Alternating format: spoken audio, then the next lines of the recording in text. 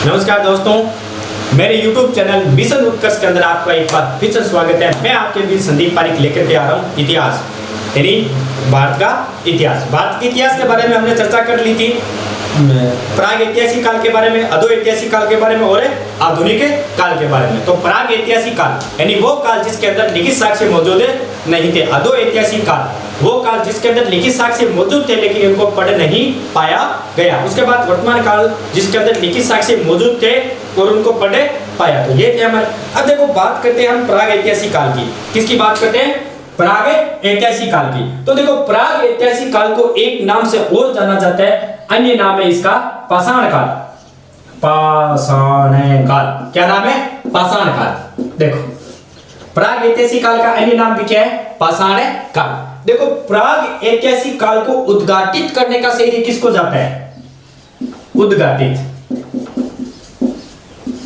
देखो प्राग ऐतिहासिक काल को उद्घाटित करने का श्रेय किसको जाता है? वो जाता है प्रोफेसर रोज को। किसको जाता है? प्रोफेसर रोज को। किसको जाता है? प्रोफेसर रोज को। यानी प्राग ऐतिहासिक काल को उद्घाटित किसने किया था? यानी सबसे पहले किसने बताया था कि प्राग ऐतिहासिक काल क्या है, यानी जो घटनाएं हैं उनको किस काल के अंदर रखा जाएगा। हम आगे चर्चा करेंगे कि घटनाओं को किसके आधार पर जो घटनाएं घटी है, यानी जो साक्ष्य मिले उसको किस टाइम पीरियड के आधार पर रखा जाएगा। जब कला और संस्कृति का टॉपिक हम चालू करेंगे उस समय आराम से पढ़ेंगे। देखो तो प्राग ऐतिहासिक काल का दूसरा नाम है पाषाण काल। सर ये पाषाण काल क्या है? आखिर इसको पाषाण काल क्यों कहा गया है? पाषाण काल तो क्या है? यानी पत्थरों के औजार मिले थे। क्या मिले थे? पत्थरों के औजार मिले थे, इसलिए इसको क्या कहा जाता है? पाषाण काल। तो पत्थरों के औजार सर्वप्रथम कहां मिले थे? तो याद रखना सन 1842 में। कब? सन 1842 के अंदर। आपने नाम सुना है कर्नाटक राज्य? नाम सुना है कर्नाटक राज्य? कर्नाटक राज्य के रायपुर के अंदर एक छोटा सा गांव पड़ता है लिंगपुर। कौन सा पड़ता है? लिंगपुर। यानी कर्नाटक राज्य के रायपुर जिले के लिंगपुर नामक स्थान से सर्वप्रथम 1842 के अंदर मिले थे पत्थरों के औजार। क्या मिले थे? पत्थरों के औजार। पत्थरों के औजार कैसे थे? देखो जैसे पत्थर मिले थे, ये पत्थर मिल गया, ठीक है। उसके बाद ये पत्थर मिल गया, ठीक है। उसके बाद मान लो ये पत्थर मिल गए। अब ये क्या थे? एक प्रकार से औजार के रूप में लिए गए थे, इसलिए इस काल को किस नाम से जाना जाता है? पाषाण काल। अब देखो पत्थर के औजार मिले थे, तो पत्थरों के औजार के आधार पर इस काल को कितने भागों में बांटा गया? यानी पाषाण काल को कितने भागों के अंदर बांटा गया? तो याद रखना पाषाण काल को 3 भागों में बांटा गया। कितने भागों में बांटा गया? 3 भागों में। तो हेडिंग लगा दीजिए पाषाण काल।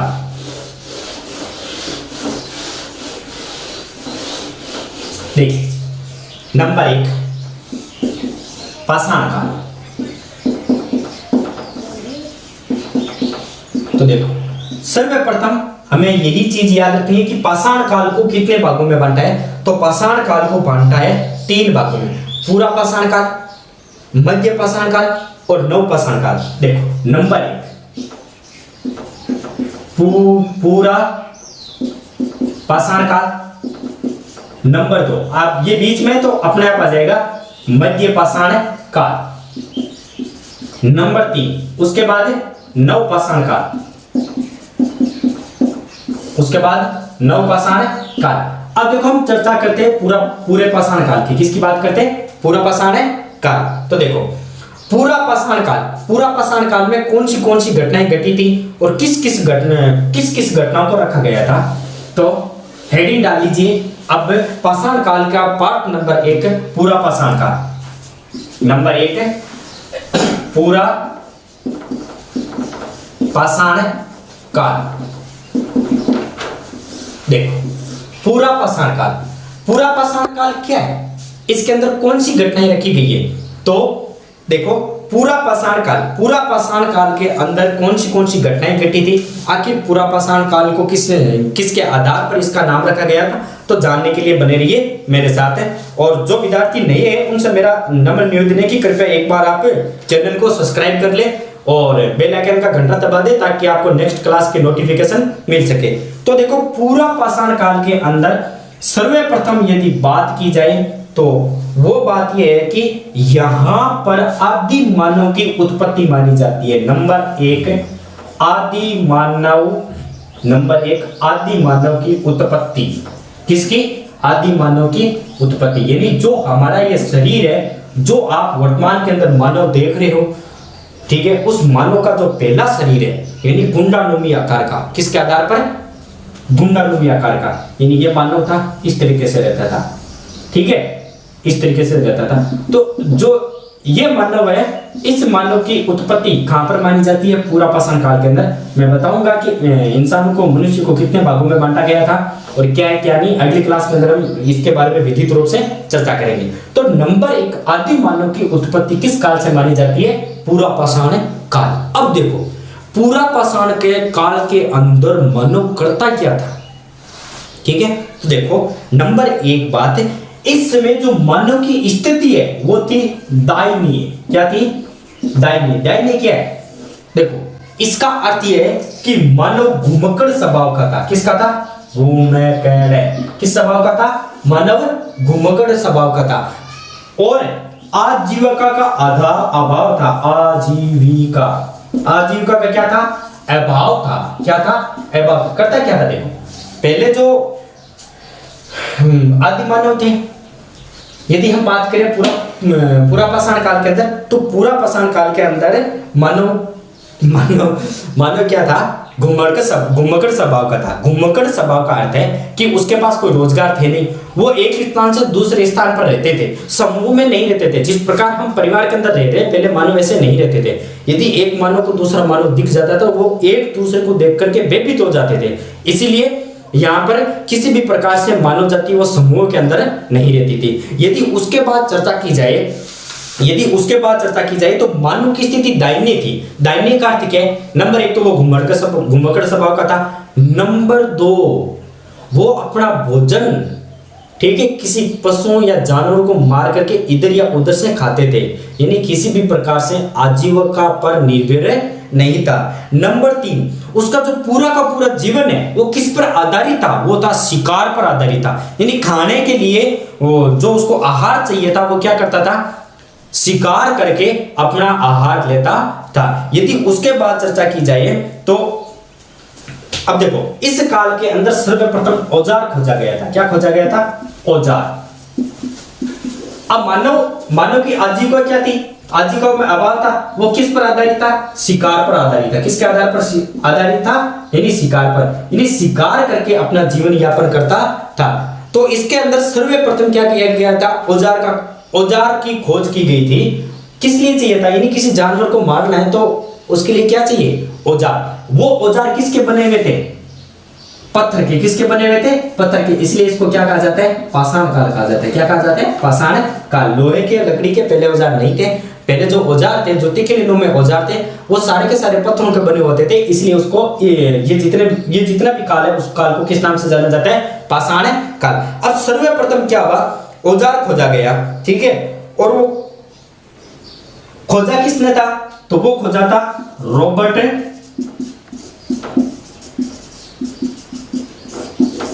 रॉबर्ट बर्सन ने। किसने खोजा था? रॉबर्ट बर्सन ने खोजा था। किसने खोजा था सर्वप्रथम औजार? रॉबर्ट बर्सन ने। और खोजा कहां था? तो वो यही औजार खोजे गए थे कर्नाटक के अंदर। कहां पर खोजे गए थे? कर्नाटक के अंदर। और खोजे कब गए थे? औजार कब खोजे थे? तो वो औजार खोजे थे सन 1863 के अंदर। कब खोजे गए थे? सन 1863 के अंदर। तो एक बार फिर से जान लीजिए। देखो, हम बात करें पूरे पाषाण काल की, जिसके अंदर आदि मानव की उत्पत्ति हुई थी। नंबर 1 बात। नंबर 2, आदि मानव की जो स्थिति है वो दाहिनी थी, क्योंकि वो घुमक्कड़ स्वभाव का था और अपनी आजीविका चलाने के लिए, यानी भोजन करने के लिए वो इधर से उधर भटक करके अपना भोजन इकट्ठा करता था। और भोजन करने का मात्र उसके पास एक ही उपचार था, वो था शिकार करके खाना। अब शिकार करने के लिए उसको औजार चाहिए थे, ठीक है, तो वो औजार किसके थे? पत्थर के। इसलिए इस काल को किस नाम से भी जाना जाता है? पाषाण काल। अब देखो, सर्वप्रथम रॉबर्ट बर्सन ने औजार खोजा था सन 1863 के अंदर। और खोजा कहां था? कर्नाटक के अंदर। कहां पर खोजा था? कर्नाटक के अंदर। तो यदि आपको नाम पूछ लिया जाए कर्नाटक का, तो पल्लव स्थान है। पल्लव स्थान पर 1863 के अंदर रॉबर्ट बर्सन ने सर्वप्रथम औजार खोजा था। अब नंबर 2 हमने बात की थी, इस काल के अंदर व्यक्ति समूह में नहीं रहता था, यानी समूह में नहीं रहता था, यानी व्यक्तियों का समूह नहीं था, किसी भी प्रकार से एक साथ परिवार के अंदर नहीं लेते थे। ये इस काल के जो व्यक्ति थे, बात करें आग की, यानी इस काल के जो व्यक्ति है वो आग से परिचित थे। क्या थे? आग से परिचित थे। क्या थे? आग से परिचित थे। आग का उनको पता था। वो क्या करते थे, जो पत्थर है, पत्थर को एक दूसरे से घर्षण करवाते थे तो उन पत्थरों से आग उत्पन्न होती थी। लेकिन आग का सही रूप या बोला जाए तो आग का व्यापक रूप इस काल के अंदर नहीं हुआ था। यह ध्यान रखना कि किस जाति के मानव आग से परिचित थे, तो वो थे पूरा पाषाण काल के अंदर। या फिर आपको बोल दिया जाता है या तो पूरा पाषाण आएगा ऑप्शन में, या आएगा पाषाण काल, या आएगा प्राग ऐतिहासिक काल। या प्राग ऐतिहासिक आ जाएगा तो पाषाण काल नहीं आएगा, यदि पाषाण काल आ जाएगा तो आपको पूरा पाषाण काल नहीं आएगा। तो ऑप्शन पर डिपेंड करता है। तो आप इतना याद रखना कि सर्वप्रथम मानव आग से परिचित किस काल के अंदर हुआ था, तो वो हुआ था साहब पूरा पाषाण काल के अंदर। लेकिन आग का व्यापक रूप किस काल के अंदर आया था, तो आग का जो व्यापक रूप है वो आया था नवपाषाण काल के अंदर। किसके अंदर?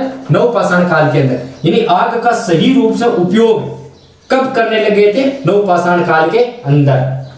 तो आज की क्लास में हम इतनी चर्चा करेंगे और अगली क्लास होगी वो होगी हमारी मध्य काल की। जय हिंद।